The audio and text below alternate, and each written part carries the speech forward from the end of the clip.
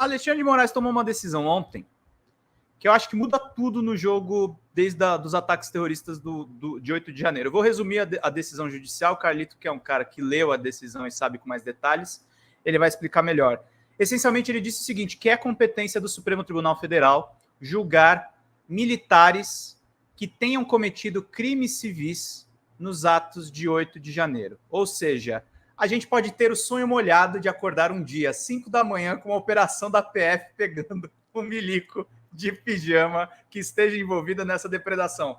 Carlito, estou exagerando ou é tipo isso que pode acontecer?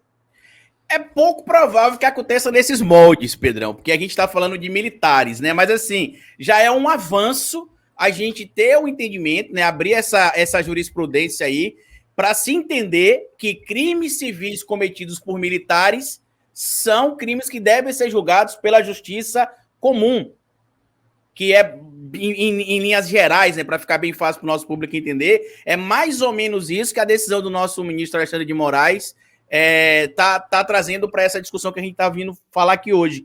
Porque o que aconteceu? No dia 8 de janeiro, vários militares que estavam atuando na ativa ou que estavam à paisana, eles serão julgados, né? A gente já sabe que tem alguns que foram... Algumas denúncias já foram encaminhadas e tudo mais, e aqueles, por exemplo, que estavam na ativa, provavelmente, que estavam trabalhando no dia, provavelmente serão julgados ali pelas cortes militares. Já aqueles que estavam ali, por exemplo, atuando como membro dos atos do dia 8 de janeiro, a paisana, como a gente costuma chamar, esses provavelmente serão levados para o julgamento através de um tribunal civil. Existe, evidentemente, a discussão se isso será estendido para outros policiais, já que os crimes que eles cometeram, para outros militares, perdão, já que esses crimes, como o ministro Alexandre de Moraes tentou explicar na decisão dele, eram crimes cometidos ali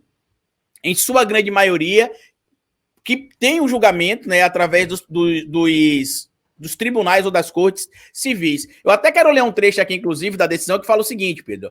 Fixo a competência do Supremo Tribunal Federal para processar e julgar crimes ocorridos em 8 de janeiro, independentemente dos investigados serem civis ou militares. Ou seja, pode ser estendido para os militares que estavam também na ativa e que se omitiram em fazer o seu serviço ou que agiram para poder facilitar a entrada dos golpistas no Congresso Nacional, na Praça no STF e no Palácio do Planalto. Ou militares e defiram representação da Polícia Federal e autoriza a instauração de procedimento investigatório para apuração de autonomia e mentalidade de eventuais crimes cometidos por integrantes das Forças Armadas e policiais militares, relacionados aos atentados contra a democracia que culminaram com os atos criminosos e terroristas do dia 8 de janeiro de 2023. E por que isso é importante a gente trazer aqui essa discussão? Porque alguns dos crimes que foram cometidos no dia 8 de janeiro não têm enquadramento, por exemplo, no Código Penal Militar. Então, em tese, esses militares poderiam não ser julgados ou poderiam não ser punidos, porque não existiria dentro da legislação militar a punição para alguns crimes específicos, como os que estão sendo apontados, por exemplo, através do artigo 359-L e 359-M do Código Penal. Eu até trouxe aqui, acho que na live da nossa primeira live pós tentativa de golpe, que existe um artigo, não, foi na nossa live do Lênio Steck, que eu falei sobre o artigo 348, se não me falha a memória, do Código Penal Militar, e o artigo 350 ou 352, se não me falha a memória, que seria sobre o crime de insurreição ali, né, de motim por parte dos militares. Então, você não teria uma tipificação específica de alguns crimes cometidos ali por parte dos militares na tipificação do Código Penal Militar. Então, isso é importante, Pedro Zambarda, muito importante. E já temos a primeira membra do canal Folha Democrata aí, Pedrão? Tá sem som. Já temos a Mônica Liz Miranda, é membra comunista, já pedi para ela encaminhar e-mail para entregar para ela os livros que ela tem direito lá como membra. Lembrando, tá baratinho, gente. Vocês conseguem por 40 pila levar 2 livros, custaria acho que R$100 ou R$80. 40 não, 20. 20? Então tá muito barato, gente. Tá tranquilo. É porque não é o livro de R$19? Não é o de 19. Ela é como. Ah, não, comunista é o básico. Então, o que ganha os 2 livros é o membro de R$19. Eu confundi, porque na nossa primeira reunião a gente tinha definido que o comunista era o comunista caviar. Então ela tem o direito aos emojis. Quem virar progressista, aí sim a gente consegue entregar os livros diretamente. Então eu vou tirar o aviso aqui, Sônia. Mas manda e-mail mesmo assim que eu quero saber quem são vocês. A gente quer bater um papo e a gente vai mantendo aqui isso tudo. Mas, Carlito, eu vi uma entrevista e você deve ter visto nos cortes do Folha Democrata, com a ministra do STM. Eu tô achando, cara, assim, tudo bem, é muito otimista a gente achar que vai ter uma operação da Polícia Federal espetacularizando ainda mais uma prisão Eu não tô sendo tão otimista assim, não. Eu já falei, eu não acredito que vai acontecer assim. Sim, mas eu acho que assim, mas de uma certa forma está se abrindo um precedente, até porque tem uma pressão internacional para que os militares sejam punidos de alguma forma.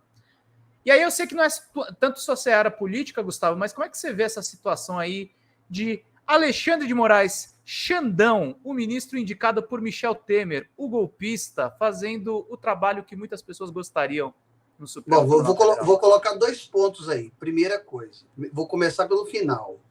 O Alexandre de Moraes, o ministro indicado pelo golpista Michel Temer, não é um herói. Não coloquemos ele nesse pedestal, não vamos cair nesse erro nunca. Ele está fazendo um trabalho dele e a chance disso se virar contra qualquer um de nós, se não for bem feito, bem embasado, é grande. Então, ele precisa estar sempre muito bem embasado em todas essas questões. Pode ser ignorância da minha parte, mas graças a Deus eu tenho 2 gênios aqui comigo. E aí eu retorno a pergunta para vocês. Isso não está me parecendo o querer do abrir mão de um precedente para pegar, porque assim, seja ex-presidente ou não, o Bolsonaro é um militar da reserva. Uhum. Então, não é meio que isso que ele está querendo, dizendo assim que para pegar, ou não tem nada a ver com isso? Não, porque os crimes comuns cometidos pelo Bolsonaro, que são alguns dos que ele está respondendo agora que foram para a primeira instância, né, que foram encaminhados ali pela ministra Carmen Lúcia, alguns, esses crimes eles têm de responder na justiça civil mesmo, justiça comum, porque ele é um militar que está fora do exército há muito tempo, das Forças Armadas, e os crimes que ele comete, por exemplo, como civil, por isso que essa decisão do ministro Alexandre de Moraes é importante, ele tem de responder como civil.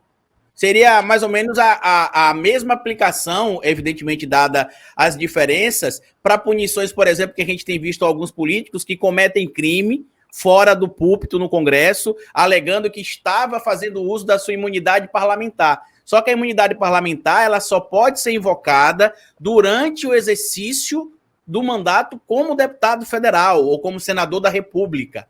E a gente viu, por exemplo, nessa legislatura de 2018 a 22, né, que de 2019 a início de 23, que vários políticos ligados ao bolsonarismo, entre eles o próprio Daniel Silveira, com frequência ultrapassavam os limites ali da imunidade parlamentar e imunidade parlamentar e o decoro parlamentar, perdão, para poder falar coisas que são criminosas e invocava ali o decoro para poder tentar se safar. Mas, Carlito, assinar brasileirinhas com cartão corporativo configura falta de decoro? O que configura isso? Então, isso pode ser enquadrado, se ficar aprovado, como improbidade administrativa, né? Porque ele estava utilizando o cartão corporativo de forma... Não, parece que é uma senhora que gosta... Uma senhora ruiva. Uma senhora. Vamos ver. Uma senhora, de cabelos ruivos, né? Isso, muito fã do 14 bis. Muito fã do 14 bis. Exatamente. Então, pior que eu tô achando que isso aí é trollagem de hacker. Cara. Mas eu posso te dizer uma coisa, se ela assinou com o cartão próprio dela, só é mais uma prova da hipocrisia deles, né? Porque eu tenho trazido isso nos meus vídeos com frequência, e a gente precisa lembrar, a extrema-direita conservadora brasileira, e desculpe o termo que eu vou usar aqui, gosta mesmo é da putaria, como diria o MC Catra. Porque o Bolsonaro, por exemplo, trocou a Rogéria Nantes Bolsonaro pela Ana Cristina, porque ela estava grávida do Jair Renan Bolsonaro, ela era amante do Jair Bolsonaro, depois ela trocou o Bolsonaro por um suposto bombeiro, depois, nesse meio termo aí que ela estava supostamente ficando com o bombeiro, o Bolsonaro trocou ela pela Michele Bolsonaro, que era conhecida nos bastidores da política em Brasília como uma dessas assessoras que ficam com políticos, supostamente, e para nós que somos da esquerda, que temos ali o pensamento da liberdade, né, e que nós apoiamos as causas feministas, a gente não tem, evidentemente, o protagonismo dessa causa, porque nós somos homens, mas nós podemos apoiar pautas importantes do movimento feminista, a gente entende a importância da liberdade da mulher, inclusive a liberdade sexual. Só que eles que são as pessoas que se dizem conservadores, puros, quase que celibatários. E a gente está vendo que, na verdade, não, eles gostam realmente da sacanagem. É isso que eles gostam o tempo inteiro. Eu acho que cada vez que passa o tempo fica isso mais claro. A própria figura que a gente está citando ali, né, que foi apontada como uma pessoa que fazia trabalho de entretenimento adulto fora do país. O próprio ex-presidente pediu ali para poder fazer um levantamento para ver se isso era verdade. Depois ele pediu também para fazer um levantamento sobre a suruba do príncipe, para ver se era verdade também. O Frota, inclusive, confirmou isso em live aqui com a gente, não foi, Pedro Zambada, alguns meses atrás.